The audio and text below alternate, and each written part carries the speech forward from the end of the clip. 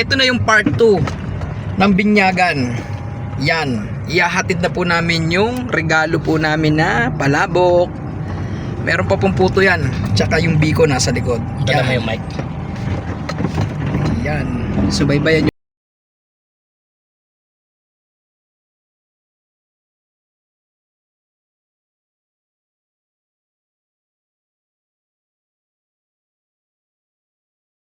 Ito na po tayo. Nandito na po tayo sa lugar ng pinaghandaan na binyag. What? Na binyag. Yan. Ihahatid po natin yung regalo natin. Ayan guys, bababa tayo. Ihahatid lang namin yung aming regalo. Ayan guys. Yan guys.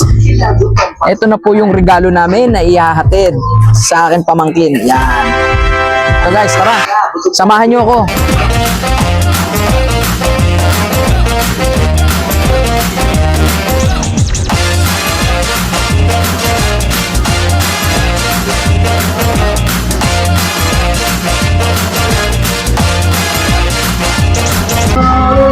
Ayun guys, samahan nyo ako. Titikman natin lahat yung handa nila. Yan. Titikman po natin lahat yung handa nila, pero dito po natin ilalagay. Yan. Pwede na! Nakita nyo, sa pinagkainan ko. Subukan natin. Yan guys, mag-spaghetti muna ako. Yan. Yan guys.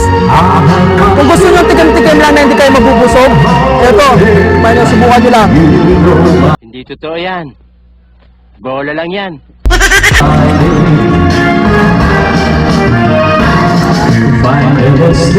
Yan guys, pakapala na mukha, wala naman nakakahalata. Gunggong! Barinig kita sa mukha eh!